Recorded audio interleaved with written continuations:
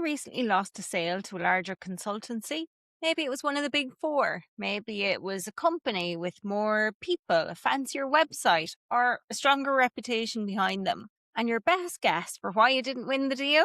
Probably budget, maybe their name, the fact that they looked more established. I want to show you why that diagnosis is almost certainly wrong. Because a client of mine, a specialist running just a 2-person business, she literally just won a near 6-figure piece of strategic work and the full implementation contract. And the buyer had already brought in one of the big four and probably paid them mega money. And they got a report back that was so broad, it was honestly useless. So they made a second call to the specialist, to the business owner, where it's her brand. Yes, she's international, but she doesn't have a global presence. She's only 3 or 4 years in business, and she's literally walked away with everything. That's not a fluke. That's what happens when your positioning is clear enough that a buyer who's already been burned by broad knows exactly who to reach out to next. So if you've been losing work to bigger firms and telling yourself it was the price or the reputation, stay with me, because beating the big agencies is not what you think it is. Now, I have to acknowledge the frustration first, the frustration that comes when you're a cybersecurity founder who's just lost a sale to a bigger company. You probably have a stronger track record than the company that won it. You probably even get genuinely better client outcomes. You're better on delivery because it's you, the founder, and you care more. You're probably doing work that actually gets used rather than filed away like that big four company did. You'll probably even have more real experience on the ground than the consultants the big four put on the project. And it's so freaking frustrating that clients still choose them. So I have to acknowledge that. What doesn't get said out loud is, what's the point of being so fucking good if nobody can see it? You may not know this yet, but that's a category problem. It's when a buyer opens a shortlist and they can't immediately see why you're different. So their brain does the only thing it knows what to do. It picks the familiar name because familiar is safe and safe is the path of least resistance. When dropping a big four name in the board meeting on a Friday morning makes the person who hired them look impressive for choosing them. You're losing because you're comparable. And comparable always loses to well-known and famous. Maybe you've even seen the default advice out there. When you're losing to bigger companies, get better credentials, look more established, sharpen up your website. And I completely understand the instinct. But buyers right now are overwhelmed. Research on executive decision-making is consistent. The more options that look similar, the more likely the brain is to default to the safest, most familiar option. And if your proposal looks like or reads like a broad capability list, yours and the big fours lands in the same mental category of your buyer. It's the equivalent of you being on the same shelf in the supermarket side by side, so you get compared the same. On that shelf, the bigger company and the well-known brand name is always going to win, even if they're more expensive. The buyer who called my client had already been looking at that shelf and he'd bought the big name, he got the broad report, and it didn't move anything for him. That's when he rang the specialist who wasn't even on the shelf in the first instance. You see, getting off the shelf entirely, that's the goal. And I get that sometimes it's hard to see your own situation clearly when you've been in the same industry for years. It's literally the curse of knowledge. You know too much about how your industry works to be able to actually see how a buyer experiences it from the outside. So before I show you an example or two, let me explain what's actually happening strategically. There's a type of strategy called being a challenger brand. And that means not necessarily being the biggest or having the most resources. It's like not trying to win by being better at the same game as the market leader. It's by changing the game entirely or coming at it from an entirely different strategy. So when a brand does this, they identify the rules everybody else in their industry follows, and then they break one of them deliberately, not in a reckless way, in a deliberate, intentional way. And by doing that, they remove themselves from direct comparison with the people who should, on paper, fucking crush them. That is brand strategy in action. It's a structural business decision to outmaneuver competitors.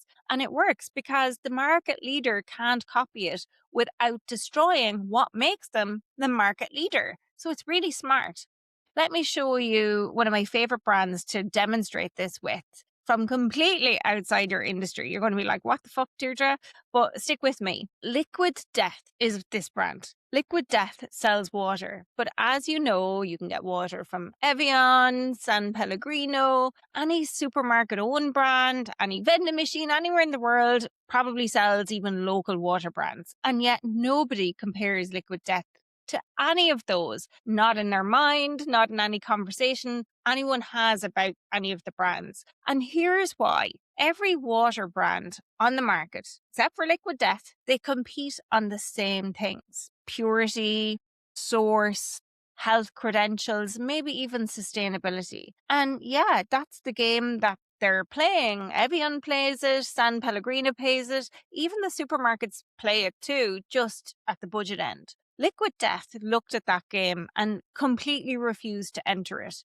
Instead, they asked a different question. Who else is thirsty? Who else is thirsty that the big water brands are completely ignoring? And then they did something nobody in the category would do or even thought to do. Instead of bottling their water, they put it in cans. They used gothic writing and language like murder your thirst. Even more recently, they run a campaign declaring that parenting is the world's most extreme sport. Like, what the fuck? The ad parodies MMA broadcasts. Parents enter an octagon to battle toddlers who are actually full-grown MMA fighters dressed as babies. Changing a nappy becomes a heavyweight bout. Buckling a car seat is a combat sport. It is. Surviving a toddler headbutt gets ESPN commentary, and then they activated it. They invited parents to submit sponsor me videos explaining why they deserved athletic sponsorship, and the winners got a year's supply of product and merchandise credit. Think about what they did there. Energy drinks brands usually sponsor motocross riders and MMA fighters, and I'm even thinking Red Bull and Formula One, whereas Liquid Death looked at that convention and asked, who else has taken as much physical and mental punishment as a professional athlete that nobody is speaking to? Exhausted parents who arguably need the caffeine more, and they didn't change their product. Now, granted, this was for a sparkling water campaign. It's still water, but they changed who they were comparing themselves to. And in doing that, they made the comparison with those brands, Evian, San Pellegrino, completely irrelevant. The buyer's brain files Liquid Death alongside energy drinks, even though it's just water. Maybe a brand of trainers, a band they like, that's where it gets filed. The comparison with other water brands, it never even starts because the brain just doesn't put them in the same drawer. That's the move. Make the comparison impossible, not just harder. Now, I know what you're thinking, Deirdre, that's a consumer brand. I run a cybersecurity consultancy. I'm talking hacks and threats and data and regulation. Fair enough. I get it. But I want you to think about it like this. When a cyber founder leads with, we provide comprehensive cybersecurity services for businesses of all sizes, they've literally just put themselves in the same row as KPMG on the buyer's spreadsheet, and spreadsheets sort by price. The founders who stop losing to bigger businesses own a position so specific that a big four firm structurally cannot copy it. A company billing thousands of partners cannot say, we only work with mid-market fintech companies going through their first regulatory audit. That sentence would disqualify most of their pipeline. Their size is their cage, and that allows you to walk through doors that they can never fit through. So how do you know if you've actually stepped off that spreadsheet or just reworded the same broad position with slightly different language? This is where the category test comes in. I use a concept with founders around zigging and zagging. So when everyone in your market is moving towards the same broad capability statement, they're all zigging in one direction. So finding your zag is what separates you. So the category test is how you find it. And it sounds simple, but zagging is not easy. You literally answer 3 questions and you run your current positioning through all of them. So question 1, for example, would be, could a big four firm say this without losing any of their clients? And if yes, you're still on the buyer spreadsheet being compared on price. If they could say, we help business improve their cybersecurity posture. KPMG says a version of that every day. We help regulated financial services firms map their third-party risk exposure before an audit window closes. A big firm, a big four firm, can't say that. It's too narrow, too committed to one problem. It disqualifies most of their pipeline. They can't say that, you see, and that's the difference. Question 2 would be, does your positioning leave someone out? Good positioning means something specific to the right buyer and very little to the wrong one. The specialist I mentioned earlier is not for every company. She's not trying to be. And the buyer who rang her knew immediately she was exactly right for their situation. She had deep expertise in their industry with the problem that they were looking to solve. That only happens when what you say is bold enough to also repel who it's not for. And that brings us to question 3. When the right buyer reads it, do they lean in or do they keep scrolling past? Not whether it sounds good, whether the person you actually want to work with stops, reads it again and thinks, this person gets it. When that registers, they stop comparing you against a shortlist. They start figuring out how to get you on a call, and the cognitive load drops, which makes decision to work with you easier. And price then becomes irrelevant because you're no longer in the same category as the people they'd normally compare on price. So none of those 3 questions are about how many certifications you have, what's your head count, or how many years have you been in the industry. They're all about clarity of position, because the buyer who called my client, they weren't looking for the biggest consultancy. They'd already been there, done that. He was looking for someone who understood his specific problem, and he found her. So 2 things I see founders do when they hear this, and both miss the point.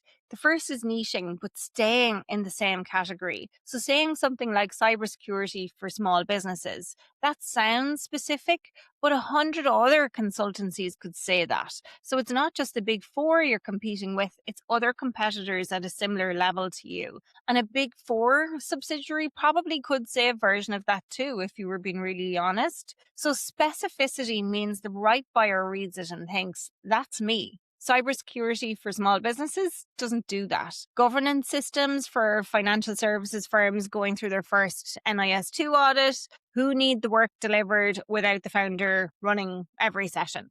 That does, right? One is a market segment, the other is a position. And the second mistake is identifying your bold positioning and then hedging it, softening it, being careful with what you do with it before it goes anywhere, because I get it, a bold position feels risky. What if it puts someone off? A soft position puts off the right buyers unintentionally, yet constantly though. That's the thing, because they scroll past. They're looking for someone who gets their specific situation, someone who's a bit different and focused. They just don't tell you that that's why they've scrolled past. And often it's because they can't even recognize it or name it themselves. It happens so quickly and so subconsciously. The position that feels risky is usually the one that works. Just look at Liquid Death. They could have just been another bottled water brand. So if you want to run your own positioning through the category test and see whether you're still on that spreadsheet, there's a strategic positioning tool I've created for exactly that. It's free, and if there's an opportunity for you to zag while everyone else is digging, it'll give you a bit of a steer in that direction too. The link is at the top of the description. So at the end of the day, the big four, they're always going to have more people, more reach, a name that precedes them, and they're always going to have been in business maybe even longer than some of your clients have been alive. And they will never be the only logical choice for your specific buyer, but you can be. And only logical choice has nothing to do with price.